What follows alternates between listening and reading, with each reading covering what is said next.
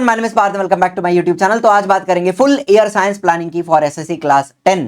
I am sure आप सब ने अपनी पढ़ाई जोरों शोरों से स्टार्ट कर दी होगी। यहां पर इस वीडियो में एक्सक्लूसिवली साइंस की बात करेंगे, किस तरह से साइंस को प्लान करना है पूरे साल के लिए, कौन से चैप्टर का वेटेज कितना है, कौन सा चैप्टर पहले करना है, कौन सा बाद में कर सकते हैं, टेक्स्ट बुक में से कैसे रीड करना है, क्या रीड करना है, चैप्टर्स को प्रिपेयर कैसे करना चाहिए, रिवीजन कैसे करना चाहिए, इन सारी बातों के बारे में बात करेंगे। वीडियो अच्छा लगता है तो लाइक करना, शेयर करना, सब्सक्राइब करना चैनल को। तो शुरू करते हैं बिना किसी देरी के। सबसे पहले साइंस 1 का इंडेक्स आपको यहां पर दिखा रहा हूं। Science 1 is divided into 2 parts, physics and chemistry. ठीक है, दो बातें होती हैं, फिजिक्स एंड केमिस्ट्री। कौन से चैप्टर फिजिक्स के हैं पहले वो देख लेते हैं। Chapter number 1 gravitation, chapter number 4, 5, 6, 7 and 10, ये 6 चैप्टर हमारे हो गए फिजिक्स के। पी लिखा हुआ है मैंने यहाँ पे। एंड केमिस्ट्री के चैप्टर होते हैं तुम्हारे chapter number 2, 3, 8 and 9, metallurgy and carbon compounds. ठीक है, सिंपल डिवीजन। 6 चैप्टर फिजिक्स के हैं, 4 चैप्टर केमिस्ट्री के हैं। वैसे ही science 2 is divided into again 2 parts. एक होता है बायोलॉजी, एक होता है ईवीएस, एनवायरमेंटल साइंस। तो यहाँ पे बायोलॉजी के चैप्टर कौन से आते हैं देखिए, चैप्टर 1, 2, 3, 6, 7, 8, ये 6 चैप्टर हो गए मेरे बायोलॉजी के। एंड बचे हुए चैप्टर रहेंगे ईवीएस के, चैप्टर नंबर 4, 5, 9 एंड 10, ये हो गया ईवीएस का चैप्टर्स। बहुत सिंपल है, लेकिन एक यहाँ पे छोटा सा ट्विस्ट है, ध्यान से सुनना मेरी बात। चैप्टर नंबर 7 में इंट्रोडक्शन टू माइक्रोबायोलॉजी में अगर आप पेज 82 पे जाते हो, देखिए पेज 82, यहां पर ये जो पॉइंट है ना, माइक्रोब्स एंड फ्यूल्स, इसके आगे जितना भी है, माइक्रोब्स एंड फ्यूल्स के आगे जो कुछ भी है वो सब भी ईवीएस में आता है। वो सब भी कहां आता है?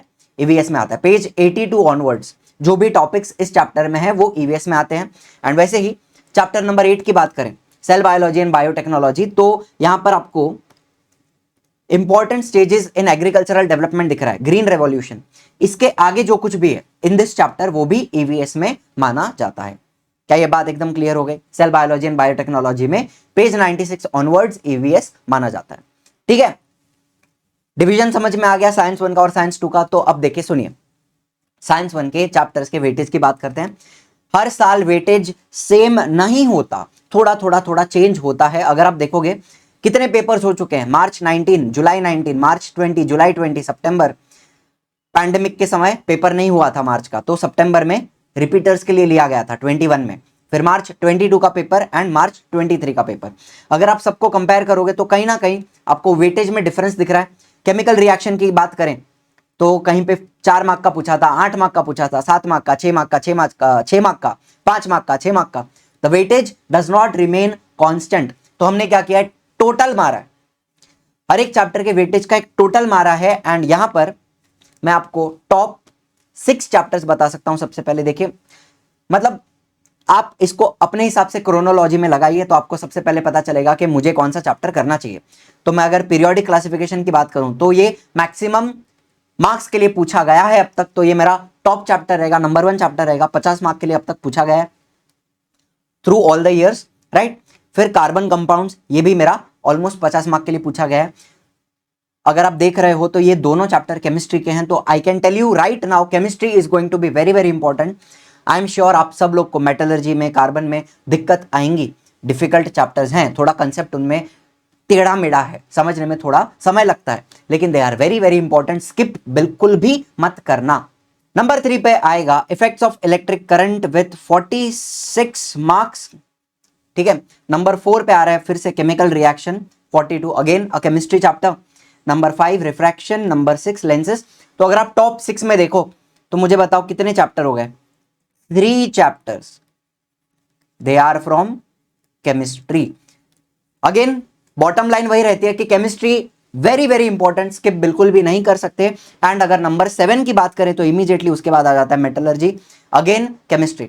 तो 4 चैप्टर हैं केमिस्ट्री के, वो चारों आपको करके ही जाने हैं, छोड़ बिल्कुल भी नहीं सकते। साइंस 2 की बात करते हैं। Again through out the years weightage थोड़ा चेंज होते रहता है, कांस्टेंट नहीं रहता।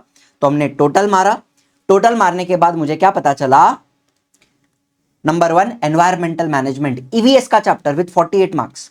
Then number 2 life process part 2 with 48 marks again. Number 3 रहेगा animal classification, 47 marks. Number 4 towards green energy, EVS का chapter with 41 marks. Then I have cell biology with 41 and microbiology with 40 marks. तो ये हो गए मेरे top 6 chapter. Again इसमें से आप देखो तो ये वाला एंड ये वाला, ये दोनों ईवीएस के चैप्टर हो गए। एंड इसके इमीडिएटली बाद ये 40 पे आ रहा है ना माइक्रोबायोलॉजी, उसके इमीडिएटली बाद सोशल हेल्थ आता है 39 मार्क्स पे। तो मैं ईवीएस की बात करूं, उसके भी कितने चैप्टर हैं? 4 चैप्टर हैं, करके ही जाने हैं चारों के चारों। देखो आपको एक बात बताता हूं, जो पेपर बनता है ना उसमें फिजिक्स को और केमिस्ट्री को आधा आधा वेटेज दिया जाता है। इन योर बोर्ड पेपर आधे क्वेश्चंस फिजिक्स के आते हैं करीब करीब, एंड आधे क्वेश्चंस केमिस्ट्री के आते हैं, मतलब ऑलमोस्ट 50% वेटेज केमिस्ट्री को भी दिया जा रहा है। 4 चैप्टर हैं केमिस्ट्री के विथ 50% वेटेज, तो करके जाना है। एंड सिमिलरली ईवीएस का भी 50% वेटेज बनता है इन साइंस 2 पेपर। इसके भी कितने चैप्टर हैं? 4 चैप्टर, लेकिन विथ 50% वेटेज, तो इनको भी करके ही जाना है, स्किप बिल्कुल भी नहीं कर सकते।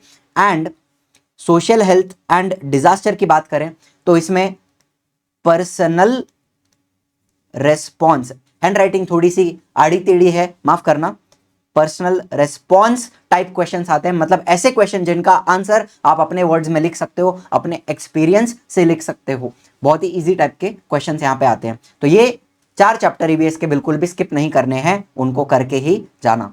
फिर टेक्स्ट बुक रीड करते करते वक्त जितने भी ऐसे टाइप के क्वेश्चन आते हैं, can you recall, can you tell, did you know, use your brain power, इनको हम बोलते हैं इन text questions.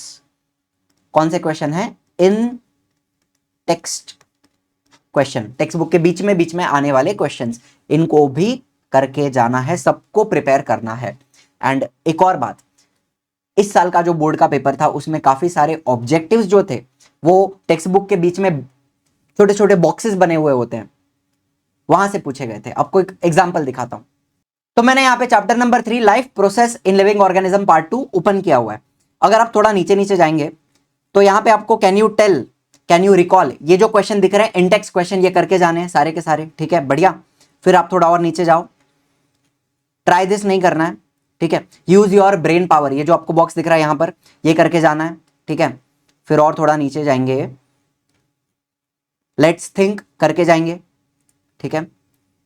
Did you no, do you know, ये वाला जो पैराग्राफ है इसमें से ऑब्जेक्टिव बन सकता है, तो ये पैराग्राफ हमें करना है। ऐसे जितने भी पैराग्राफ्स बॉक्स में आपको दिखते हैं through out the text book, वो सारे बहुत ही ज्यादा इंपॉर्टेंट है, उसमें से कुछ ना कुछ ऑब्जेक्टिव पूछा जाता है, ठीक है। Then again you have can you recall, in text question करके जाना है। सरप्राइजिंग फैक्ट्स पढ़ के जाना, ठीक है। So while reading textbook these are the things we can not skip. बहुत सारे बच्चे शायद स्किप कर देते होंगे, सिर्फ जितना भी टेक्स्ट दिया हुआ है उतना पढ़ के जाते होंगे, बॉक्स छोड़ देते होंगे, लेकिन ऐसा करना नहीं है। Boxes are very very important. Again यहाँ पे ऊ साइड वाला जो दिया है बॉक्स ऊपर, ये वाला वो करके जाना है। डू यू नो, ये वाला करके जाना है, ठीक है। ऑलवेज रिमेंबर, ये वाला करके जाना है। कैन यू टेल, ये वाला करके जाना है। तो इन छोटी छोटी चीजों में से ना काफी सारे ऑब्जेक्टिव या फिर 2 मार्क के क्वेश्चन बनते हैं। So we have to do all of these things, ठीक है। एक आइडिया आ गई आप लोगों को? अगेन डू यू नो, तो ये जितने भी ऐसे सारे बॉक्सेस हैं आर वेरी वेरी इंपॉर्टेंट। फिर अगर मैं रिवीजन की बात करूं तो मैंने यहां पे बोला है revising a chapter in 30 minutes. कैसे रिवाइज कर सकते हैं? इसके लिए मेरे वेबसाइट पे जाइए, इस तरह से आपको होम पेज दिखेगा वेबसाइट का। थोड़ा आप नीचे जाएंगे तो होम पेज के ऊपर ही आपको सारे फ्लैश कार्ड्स मिल जाएंगे। बहुत सारे लोगों को इसका कंसेप्ट पता होगा, बहुत सारे लोगों को नहीं पता होगा। सारे जो नए बच्चे ज्वाइन कर रहे हैं चैनल, आपके लिए एक्सक्लूसिवली यहाँ पे बता देता हूँ फ्लैश कार्ड को किस तरह से यूज करना है। कोई भी एक चैप्टर ओपन कीजिए, for example let's say I took effects of electric current. तो यहाँ पे आपको 2 मोड दिखेंगे, practice mode and test mode. Practice mode में क्या होगा कि जो सारे क्वेश्चंस होंगे they will be in chronological order according to your textbook, ठीक है। टेक्स्ट बुक का जो फ्लो है उसके हिसाब से होंगे। एंड अगर आप टेस्ट मोड में जाते हो तो आपको सारे क्वेश्चंस शफल करके मिलेंगे, मतलब कोई भी रैंडम क्वेश्चन आपके सामने आ सकता है। तो लेट्स से मैं प्रैक्टिस मोड में जाता हूं, तो सबसे पहला पेज दिखेगा effects of electric current, flash cards. Then how do we decide if a material is a good conductor of electricity और नॉट। ये एक छोटा सा सवाल यहाँ पे आपको पूछा है। A material which has very low electrical resistance is called as good conductor of electricity। तो हमने बेसिकली क्या किया है, मान लेते हैं कि एक आंसर काफी बड़ा है, 10 पॉइंट का है या 12 पॉइंट का है, तो उतना पूरा एक साथ मैं याद नहीं कर पाता हूं, तो उसको मैं ब्रेक कर रहा हूं इनटू छोटा छोटा क्वेश्चंस। बड़े क्वेश्चन को मैं ब्रेक कर रहा हूं इनटू छोटा क्वेश्चंस, एंड वो क्वेश्चंस मैंने यहाँ पे आपको एज अ फ्लैश कार्ड दिया हुआ है। What is the potential difference? Simple definition है, अगर आपको आता है तो खुद याद करने की कोशिश कीजिए। अगर आपको नहीं आता है तो सॉल्यूशन पे टैप करोगे तो कार्ड घूम जाएगा and you can see the definition of potential difference. How is the potential difference created in the cell? Cell जो होती है बैटरी, उसके अंदर potential difference कहां से आता है? अगर मुझे आता है तो ठीक है, नहीं आता है तो I will go to solution. Potential difference is created because of chemical reactions जो सेल के अंदर हो रहे हैं। ठीक है, तो इस तरह से पूरे चैप्टर का, पूरे टेक्स्ट बुक का फ्लैश कार्ड यहाँ पे बना हुआ है। वैसे ही अगर आप बैक जाते हो, कोई और चैप्टर उठा लेते हैं, मेटलर्जी उठा लेते हैं, उसमें भी प्रैक्टिस मोड है एंड उसमें भी आपको सारे फ्लैश कार्ड्स मिल जाएंगे। वाई सोडियम कैप्टेना कैरोसिन, इसका गिव रीजन आता है। तो उसको क्यों रखा जाता है? So that it does not catch fire, it does not react with air. ठीक है, तो ये हो गया पूरा फ्लैश कार्ड का कंसेप्ट। इसको यूज करके, इनको यूज करके आप एक चैप्टर 30 मिनट्स में आराम से रिवाइज कर सकते हो। ठीक है, आगे चलते हैं। हमारा ऐप भी आप डाउनलोड कर सकते हो, प्ले स्टोर के ऊपर अवेलेबल है। पार्थ मुमाया सर्च कीजिएगा, इंस्टॉल कर लीजिए। ऐप के अंदर रजिस्टर कर लेना, फोन नंबर डालेंगे, आपको ओटीपी आ जाएगा, आपका लॉगिन हो जाएगा। एंड ऐप के अंदर फ्री स्टडी मटेरियल, यहाँ पे आपको जो 3 लाइनें दिख रही हैं उसके अंदर आपको एक छोटा सा सेक्शन दिखेगा फ्री स्टडी मटेरियल। उसके अंदर आपको प्रीवियस ईयर क्वेश्चन पेपर्स मिल जाएंगे, नोट्स मिल जाएंगे, हैंड रिटन नोट्स जो मैंने प्रोवाइड किए हैं, क्वेश्चन बैंक्स मिल जाएंगी फॉर प्रिपरेशन, काफ़ी कुछ यहाँ पे आपको मिल जाएगा। ठीक है, उसी तरह से अगर आप स्टोर में जाते हैं तो यहाँ पे 3 कोर्सेज अवेलेबल हैं। एक कॉम्बो कोर्स है, आपको दिखा देता हूँ।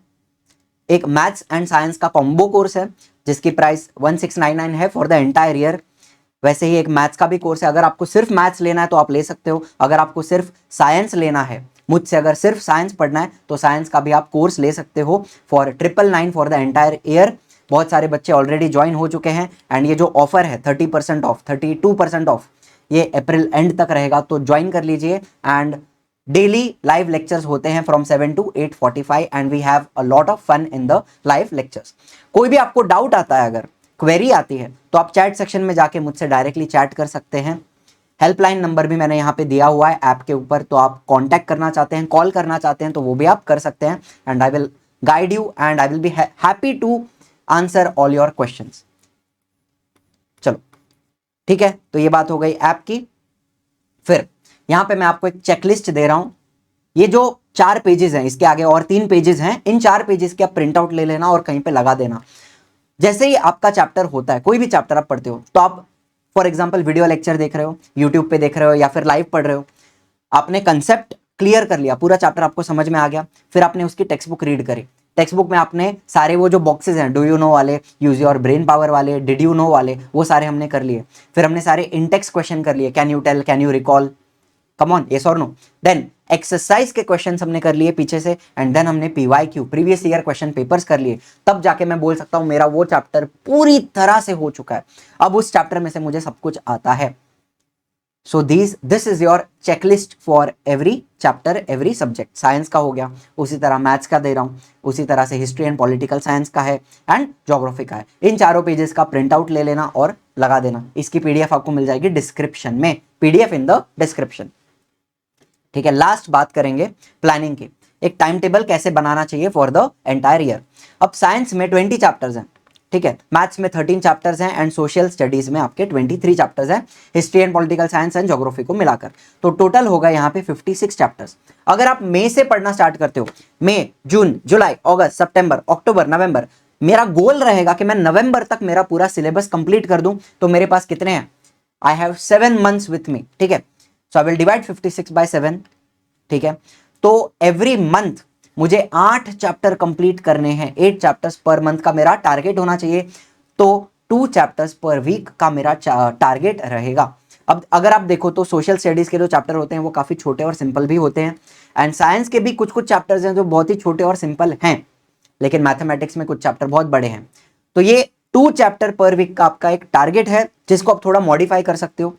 मैथ्स का आपका अगर एक पूरा चैप्टर हो गया तो it is equivalent to 2 chapters.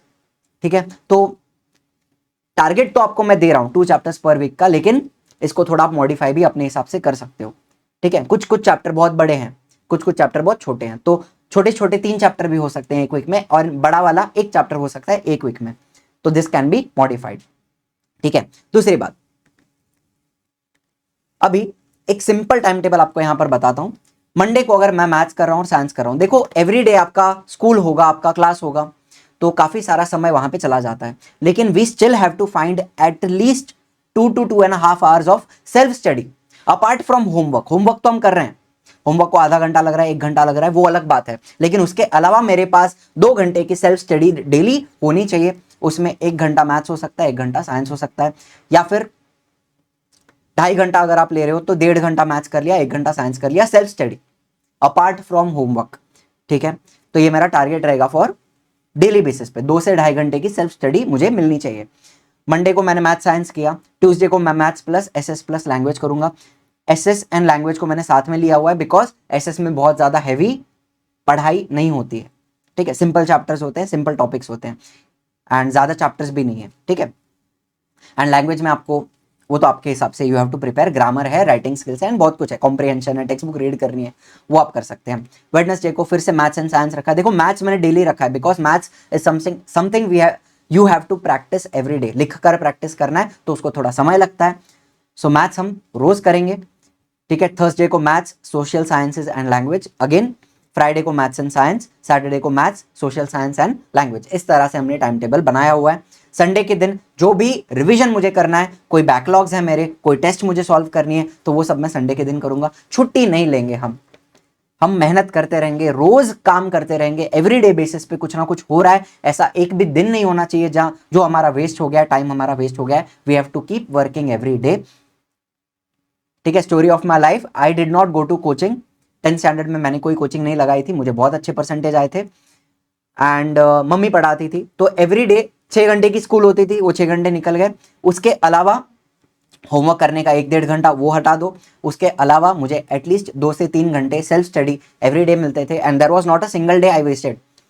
रोज पढ़ते थे, and I scored 96% in my 10th standard. So again the ultimate bottom line is consistency is the key. रोज काम करते रहोगे तो खत्म हो जाएगा बाय नवंबर।